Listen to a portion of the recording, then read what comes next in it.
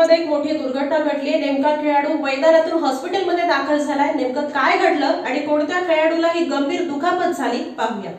India versus Australia women's second ODI. भारतीय cricket संघ सध्या वानखेडे क्रिकेट स्टेडियमवर ऑस्ट्रेलियासोबत दुसरा एकदिवसीय सामना खेळतोय।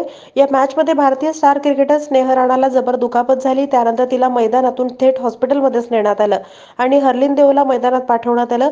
स्नेहानं मैदान सोडल्यानंतर काही वेळातच बीसीसीआयने एक अपडेट जारी करत ही माहिती दिली। ऑस्ट्रेलियन डावातील 25व्या षटकात ही घटना घडली। ऑस्ट्रेलियन बेथ मुनीनं हवेत मोठा शॉट खेळला आणि पूजा वस्त्राकर राणासोबत झेल घेण्यासाठी धावली। झेल घेण्याच्या प्रयत्नात दोघींची धडक झाली। त्यात राणा गंभीर जखमी झाली।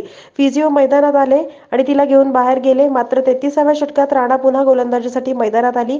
राणानं 10 षटकं टाकली आणि 59 धावात एक विकेट घेतली। पण आता ती फलंदाजीला येणार नाही। तिच्या जागी हरलीनला संधी मिळतीये।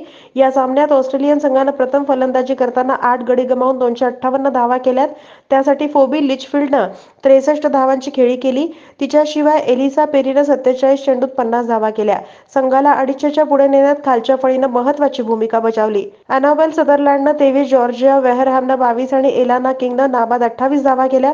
भारताकडून दीप्ती शर्मानं 5 विकेट घेतल्या। पूजा वस्त्राकर, पाटील आणि राणा यांनी प्रत्येकी एक गडी बाद केला।